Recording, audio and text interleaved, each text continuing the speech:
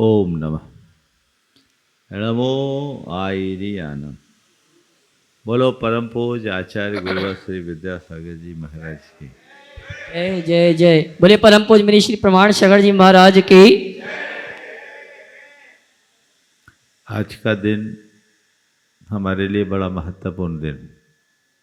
महत्वपूर्ण इसलिए नहीं कि आज आचार्य महाराज आचार्य बने,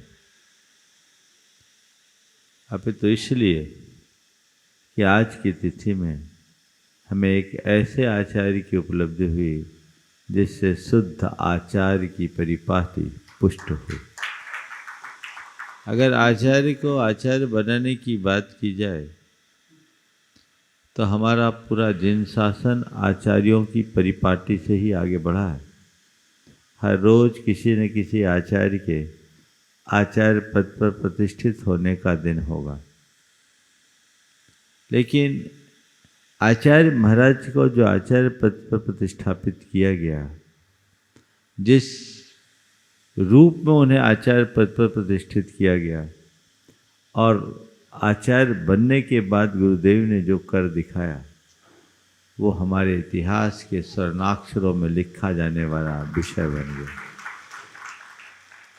इतिहास में संभवतः पहली बार ऐसा हुआ होगा जब कोई गुरु अपना आचार्य पद अपने शिष्य को दे और शिष्य के अस्वीकार करने पर गुरु दक्षिणा के रूप में पद दे, और न केवल अपना पद दिया अपितु अपने शिष्य को अपना गुरु मानकर उच्च आसन पर बिठाया। ये इतिहास की अद्भुत घटना है।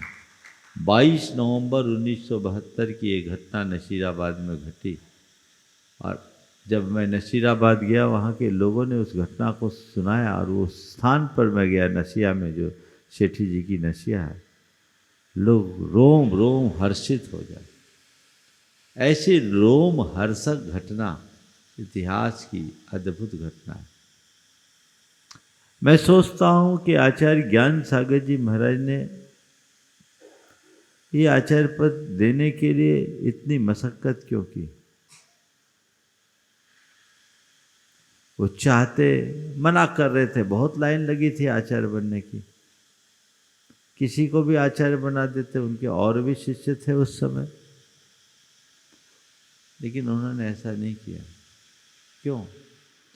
यदि वो ऐसा करते तो हमें एक आचार्य तो मिल जाते, पर जो शुद्ध आचार्य की परिपाटी मिली है वह नहीं मिल पाती। इसलिए मैं कहता हूँ आज की तिथि हमारे लिए बहुत महत्वपूर्ण तिथि। ज्ञान सागर जी महाराज को यह सब पता था कि इस विद्यासागर में क्या छिपा हुआ है, क्या छिपा हुआ है, और उन्होंने ऐसे अच्छे तरीके से समझा और उसे साकार किया।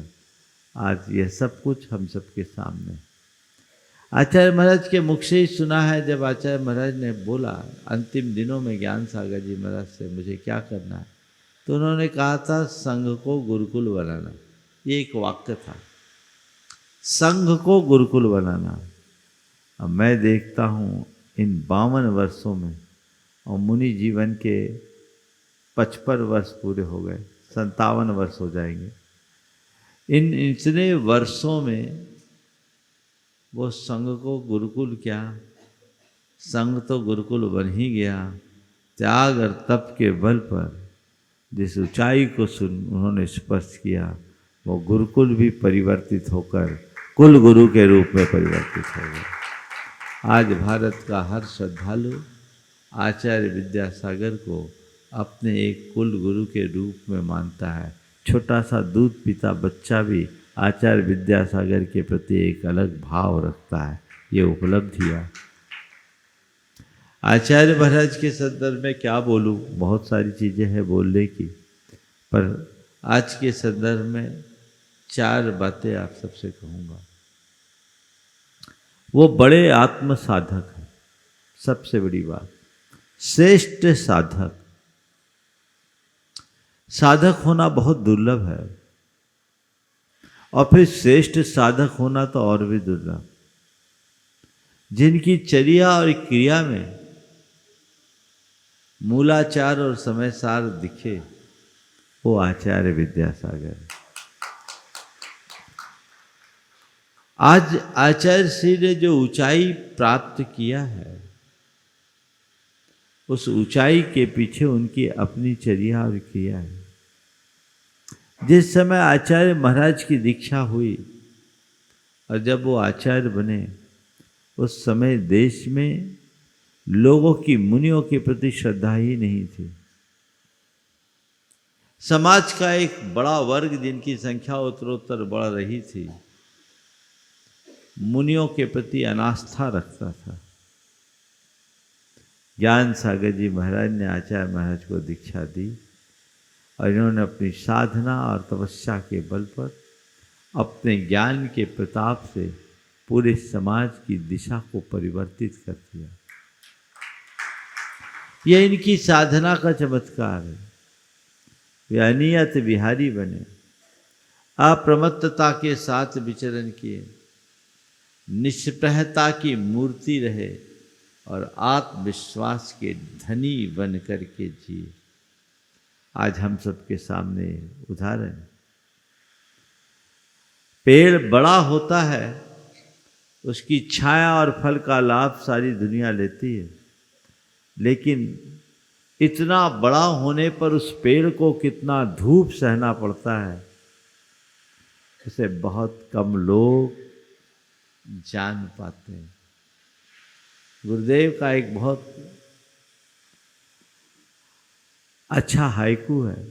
साधु वृक्ष है, छाया फल प्रदाता, जो धूप खाता। खुद धूप खाकर सबको छाया और फल प्रदान करते। गुरुदेव इन मुनि दीक्षा से अब तक के 56 वर्षों में और आचार्य के 52 वर्षों में, 54वां है, 72, 52 वर्ष, इतना चले हैं कि चलते चलते खुद राह बन गए।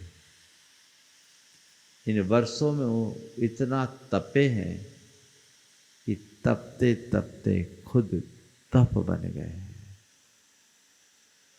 जो चलते चलते राह बने और तपते तपते तप बने, उसका नाम आचार्य विद्यासागर है। अपने त्याग, तप और साधना के बल पर उन्होंने जिस ऊंचाई का स्पर्श किया, उसने उन्हें जैन धर्म की पर्याय बना दिया। आज जैन धर्म का नाम लेते ही आचार्य विद्यासागर, और आचार्य विद्यासागर का नाम आते ही जैन धर्म हर व्यक्ति के सामने आ जाए। ये करिश्मा कोई साधारण करिश्मा नहीं, तो वे एक श्रेष्ठ साधक है, जिनकी चर्या और क्रिया में मूलाचार और समय सार सब कुछ झलकता है। अभी मैंने कहा कि एक बड़ा वर्ग मुनियों के प्रति अनास्था रखता था। मुझे याद आ रही है पंडित कैलाश चंद्र सिद्धांत शास्त्री की वो बात, जो उन्होंने आचार्य महाराज के प्रथम दर्शन की प्रतिक्रिया के बाद लिखा था। पंडित कैलाश चंद्र सिद्धांत शास्त्री जैन जगत के एक चोटी के विद्वान थे। एक जमाने में उनकी तूती बजती थी।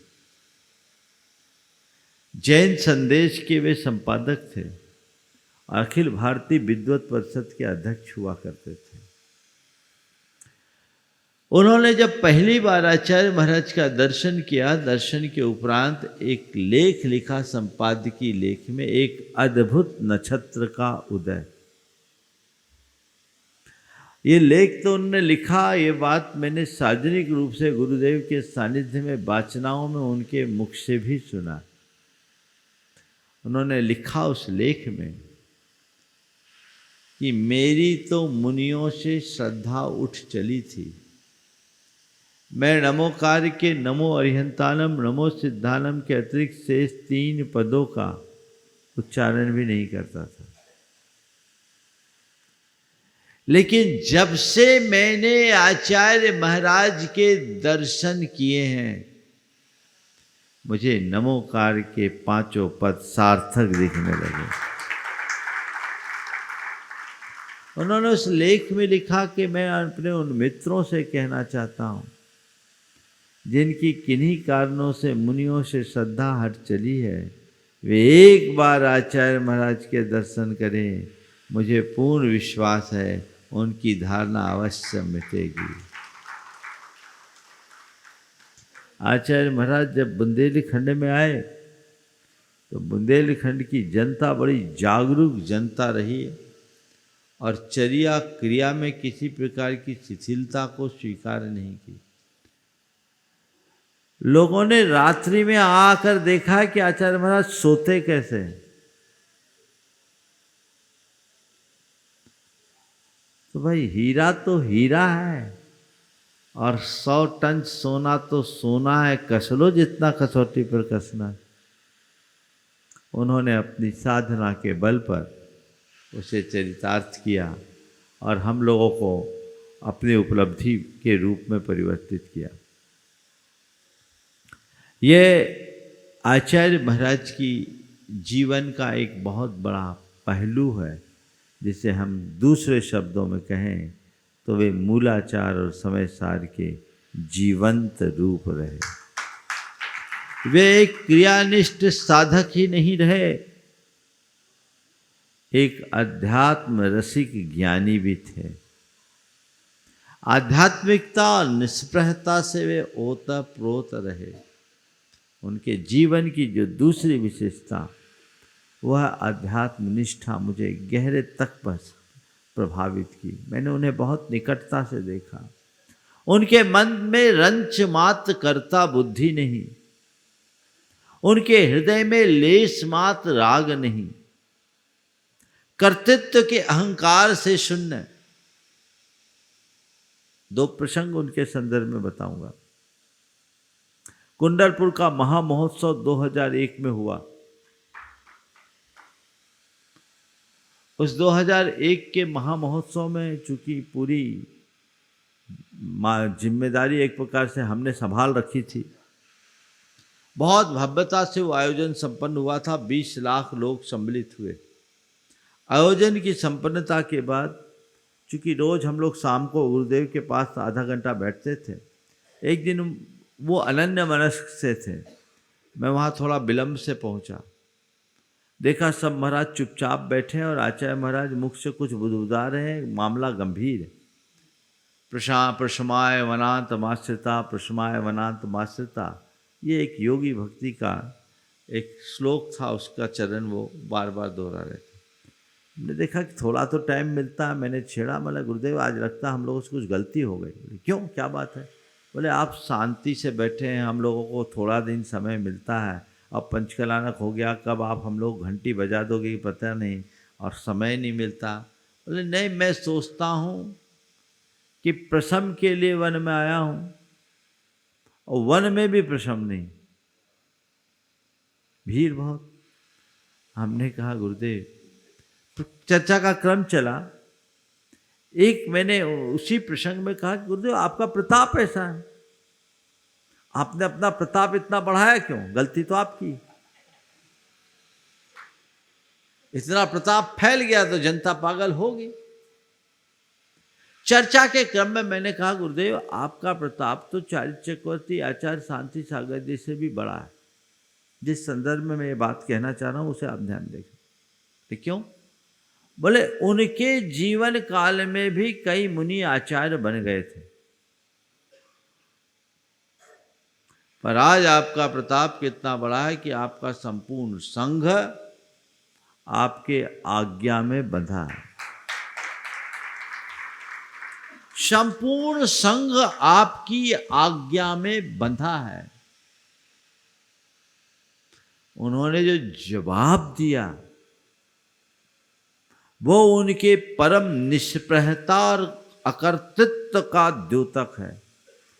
उन्होंने कहा मैं कौन होता हूं बांधने वाला?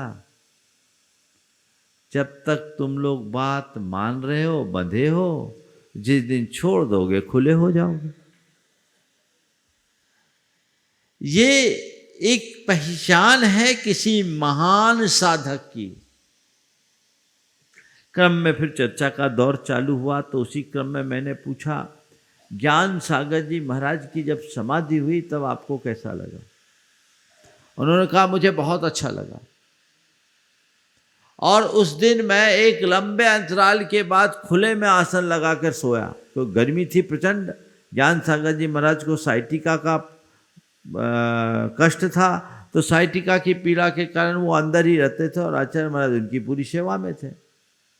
तो बोले कि एक लंबे अंतराल के बाद मैं खुले छत के नीचे सोया, खुले छत पे सोया, खुले आसमान के नीचे। मैंने कहा आपको ऐसा नहीं लगा कि आपके सिर के ऊपर से एक बड़ा हाथ उठ गया? मेरे शब्दों को ध्यान से देना। आपको ऐसा नहीं लगा कि आपके सिर के ऊपर से एक बड़ा हाथ उठ गया? उन्होंने कहा प्रमाण सागर जी, निर्गंथ लिंगो निरावेखो। निर्गंथ लिंग निरपेक्ष होता है, मुझे ऐसा कुछ नहीं लगा। मुझे केवल एक ही बात का संतोष हुआ कि मैं अपने कर्तव्य में सफल हो गया। ये उनकी वीतरागता का उदाहरण है। जिस गुरु ने पढ़ाया लिखाया क ख ग से आगे बढ़ाया, उस गुरु के प्रति भक्ति अगाध, पर राग लेश मात्र नहीं। और गुरुदेव ने एक दिन मुझसे कहा था कि जैसे परिवार का मोह बाधक है, ऐसे ही गुरु का मोह भी बाधक है। गुरु के प्रति भक्ति होना चाहिए, राग नहीं। और ये उनके हृदय में कूट कूट के भरा था।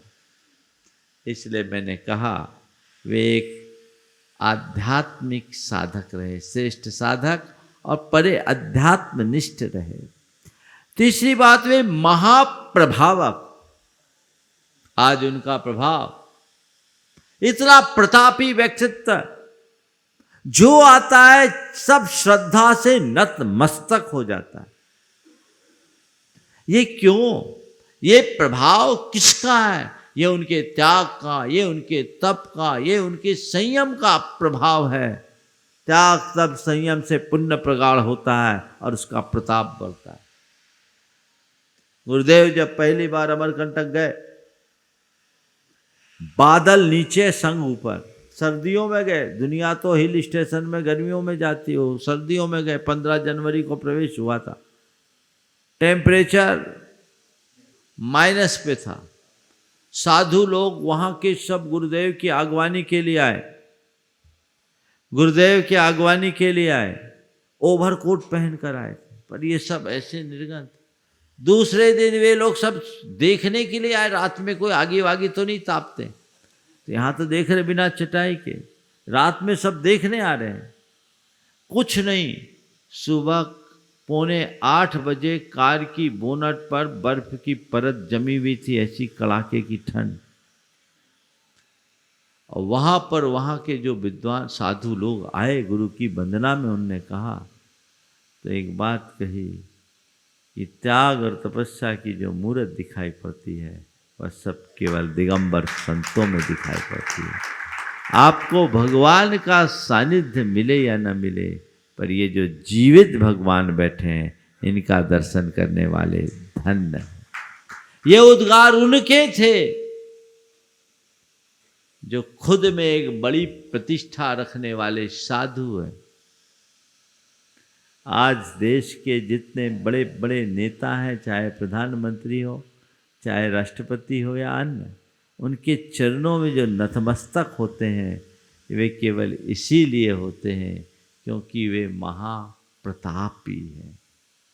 उनका प्रताप है वो प्रभावना। जिन आचार्य, जिन शासनोन्नति करा की बात जो हम लोग पढ़ते और सुनते हैं, ऐसे जिन शासन के उन नायक आचार्य यदा कदा ही होते हैं। पूरी श्रमण परंपरा के इतिहास में यदि हम 10-20 आचार्यों का नाम लें, तो उनमें आचार्य विद्यासागर का नाम उच्च स्थान पर रखा जाएगा। चाहे वो आचार्य कुंद हो, चाहे वो आचार्य समंतभद्र हो, चाहे आचार्य जिनसेन हो, चाहे आचार्य वीरसेन हो, चाहे आचार्य अकलंक हो, इन महान आचार्यों की श्रेणी में अपना स्थान बनाने के अधिकारी हुए हैं। ऐसे आचार्यों को युग प्रवर्तक आचार्य के रूप में देखा जा सकता है, जिन्होंने अपनी प्रभावना से जैन धर्म का चहुमुखी यश फैलाया है। और आज बड़े बड़े पूरी समाज जिनके पीछे पागल होती हो, इतना बड़ा संघ का संचालन वो कर रहे हैं, ये कोई साधारण बात नहीं है। ये सब उनके इस महाप्रतापी व्यक्तित्व का परिणाम है। 1999 में जब गुरुदेव की कर कमलों से 23 मुनि दीक्षाएँ हुई थी, उस समय मुझे गुरु चरणों में कुछ भाव प्रकट करने का अवसर मिला था। तब मैंने कहा था कि गुरुदेव एक जादूगर है, आज यहाँ जो कुछ हो रहा अजूबा हो रहा। भले इस पंचम काल में, खोटे काल में यदि कोई युवा व्यसन बुराई में फंस जाए तो कोई आश्चर्य नहीं है, लेकिन क्यों ऐसा होना है, ऐसा वातावरण है। लेकिन आज के इस विषम दौर में एक साथ 23 युवक दिगंबरी दीक्षा के लिए उत्कंठित हो जाए और दिगंबरी दीक्षा को धारण करे, तो ये बहुत बड़ा अजूबा है। और ये अजूबा हमारे जादूगर गुरुदेव के बल का है। उनका जादू चलता है, सिर पर जादू चलता है। एक बार नजर उठा करके देख ले, सामने वाला दीवाना हो जाता है। ये कोई साधारण बात नहीं है, ये असाधारण उपलब्धि है। और ये हम लोगों का सौभाग्य है कि हमें ऐसे महान आचार्य की छत्र छाया प्राप्त हुई।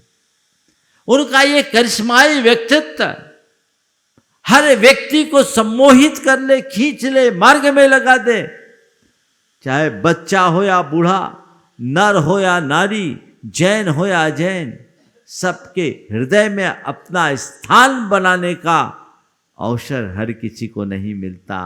ये तभी होता है जब कोई साधक अपनी जड़ें गहरी करता है।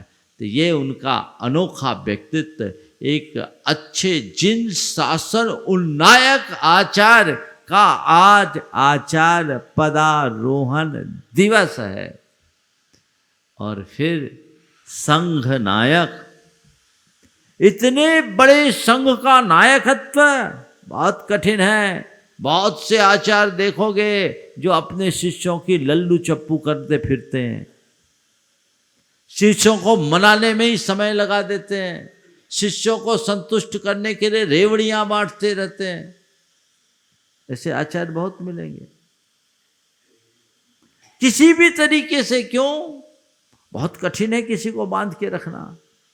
लेकिन हमारे आचार्य महाराज कुछ बोलते नहीं है, उसके बाद भी पूरा संघ बंधा रहता है। ये संघ नायकत्व, इतनी ग्रेविटी उनके अंदर है, ये उनका अपना प्रभाव है। आज हम जैसे 40-40 साल के साधु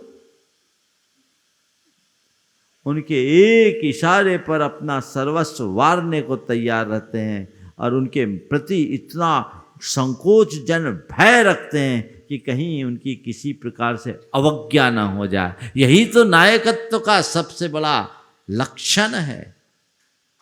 हर किसी में ये चीजें नहीं मिलेगी। वो तो, और वो कब बहुत कम बोलते हैं, और जो बोलते हैं उसमें रत्ती भर कम नहीं करते। जो बोलेंगे एक बार बोल दिए, जब तक उसे पूरा नहीं करो तब तक दूसरा निर्देश नहीं।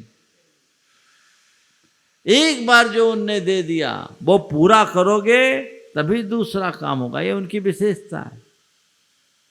तो ये ऐसे गुण बिरले महान आत्माओं में होता है। मैं तो मानता हूँ आचार्य महाराज आज हम सब के लिए एक आचार्य के रूप में नहीं, तारणहार तीर्थंकर के रूप में प्रकट हुए हैं। उनने हम पर जो उपकार किया है वो तीर्थंकरों से भी के समान उपकार किया है, इसमें कोई संशय नहीं। मैं उन्हें तीर्थंकर तो नहीं कहूँगा, पर अपने तारणहार के रूप में जरूर उन्हें देखता हूँ। और न केवल अपने तारणहार, सारे संसार के तारणहार के रूप में उन्हें देखता हूँ।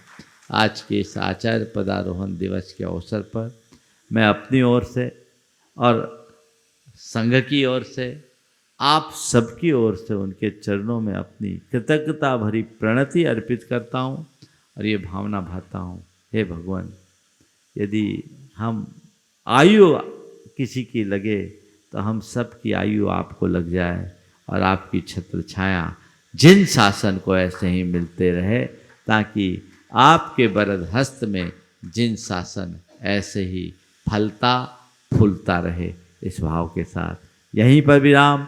बोलिए परम पूज आचार्य गुरुवर श्री विद्यासागर जी महाराज। जय जय जय।